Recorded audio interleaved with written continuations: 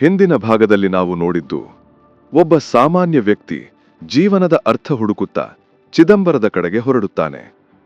ವಿಜ್ಞಾನ ನೀಡಿದ ಸೌಲಭ್ಯಗಳ ನಡುವೆ ಆತನ ಮನಸ್ಸು ಮಾತ್ರ ಅಶಾಂತವಾಗಿರುತ್ತದೆ.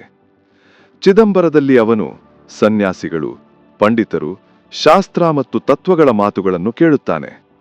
ಆದರೆ ನಿಧಾನವಾಗಿ ಅವನಿಗೊಂದು ಸತ್ಯ ಅರಿವಾಗುತ್ತದೆ. ನಿಜವಾದ ರಹಸ್ಯ ಹೊರಗಿಲ್ಲ, ಅದು ನಮ್ಮೊಳಗಿದೆ. ಇಲ್ಲಿಯೇ ಅವನ ಆತ್ಮಯಾನದ ನಿಜವಾದ ಆರಂಭವಾಗುತ್ತದೆ. ಚಿದಂಬರದಲ್ಲಿ ಹುಡುಕಿದ ರಹಸ್ಯ ದೇವಾಲಯದ ಗೋಡೆಗಳಲ್ಲಿರಲಿಲ್ಲ, ಶಾಸ್ತ್ರಗಳ ಪುಟಗಳಲ್ಲೂ ಆದರೆ ಅದು ಎಲ್ಲಿತ್ತು ಗೊತ್ತಾ? ಒಬ್ಬ ಮನುಷ್ಯನೊಳಗೆ. ಇದೀಗ ಕಥೆ ಹೊರಗಿನ ಹುಡುಕಾಟದಿಂದ ಒಳಗಿನ ಪ್ರಯಾಣವಾಗುತ್ತದೆ. ಎರಡನೇ ಭಾಗದಲ್ಲಿ ಕಥೆ ಹೊರಗಿನ ಹುಡುಕಾಟದಿಂದ ಒಳಗಿನ ಪ್ರಯಾಣದತ್ತ ತಿರುಗುತ್ತದೆ. ನಾಯಕನು ಧ್ಯಾನ, ಮೌನ ಮತ್ತು ಆತ್ಮಪರಿಶೀಲನೆಗೆ ತೊಡಗುತ್ತಾನೆ. ಚಿದಂಬರ ರಹಸ್ಯದ ನಿಜವಾದ ಅರ್ಥ ಇಲ್ಲಿಯೇ ತೆರೆದುಕೊಳ್ಳುತ್ತದೆ. ಚಿದಂಬರದ ಶೂನ್ಯ ಸ್ಥಳವು ಖಾಲಿ ಎಂದು ತೋಚಿದರೂ ಅದು ಅನಂತತೆಯ ಸಂಕೇತ. ಶೂನ್ಯತೆ ಎಂದರೆ ಏನೂ ಇಲ್ಲ ಎನ್ನುವುದಲ್ಲ, ಎಲ್ಲವೂ ಅಲ್ಲಿ ಅಡಗಿದೆ ಎನ್ನುವುದು. ನಟರಾಜನ ತಾಂಡವ ನೃತ್ಯವನ್ನು ಲೇಖಕರು ಅತ್ಯಂತ ಅರ್ಥಪೂರ್ಣವಾಗಿ ಬಳಸುತ್ತಾರೆ. ಆ ನೃತ್ಯ ಸೃಷ್ಟಿ, ಸ್ಥಿತಿ ಮತ್ತು ಲಯ ಈ ಮೂರು ಹಂತಗಳನ್ನು ಸೂಚಿಸುತ್ತದೆ. ಮಾನವನ ಜೀವನವು ಇದೇ ಚಕ್ರದಲ್ಲಿ ಸುತ್ತುತ್ತದೆ.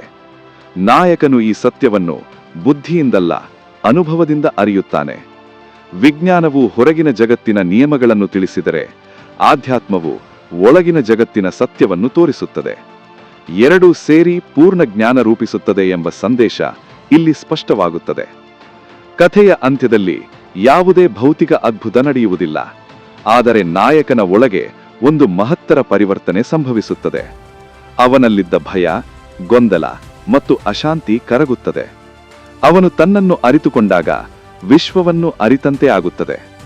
ಚಿದಂಬರ ರಹಸ್ಯ ಎಂದರೆ ಆತ್ಮ ಮತ್ತು ಬ್ರಹ್ಮ ಒಂದೇ ಎಂಬ ಅನುಭವ. ಈ ಕೃತಿ ಓದುಗರಿಗೂ ಒಂದು ಮೌನ ಪ್ರಶ್ನೆಯನ್ನು ಕೇಳುತ್ತದೆ. ನಾವು ಎಷ್ಟು ಹೊರಗಿನ ಜಗತ್ತನ್ನು ಗೆದ್ದಿದ್ದರೂ ನಮ್ಮೊಳಗಿನ ಜಗತ್ತನ್ನು ಅರಿತಿದ್ದೇವಾ? ವಿಜ್ಞಾನ ಪ್ರಗತಿಯ ಜೊತೆ ಮಾನವೀಯತೆ ಮತ್ತು ಆತ್ಮಶಾಂತಿ ಎಷ್ಟು ಅಗತ್ಯ ಎಂಬುದನ್ನು ಈ ಕೃತಿ ನೆನಪಿಸುತ್ತದೆ.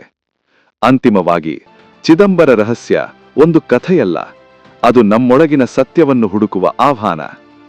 ಈ ವಿಡಿಯೋ ನಿಮಗೆ ಒಂದು ಕ್ಷಣವಾದರೂ ಯೋಚನೆ ಮಾಡಿಸಿದ್ದರೆ ಒಂದು ಲೈಕ್ ಕೊಡಿ. ಇಂಥ ಅರ್ಥಪೂರ್ಣ ಸಾಹಿತ್ಯ, ತತ್ವ, ಜೀವನ ಪಾಠಗಳಿಗಾಗಿ ಈ ಚಾನೆಲ್ ಅನ್ನು ಸಬ್ಸ್ಕ್ರೈಬ್ ಮಾಡಿ.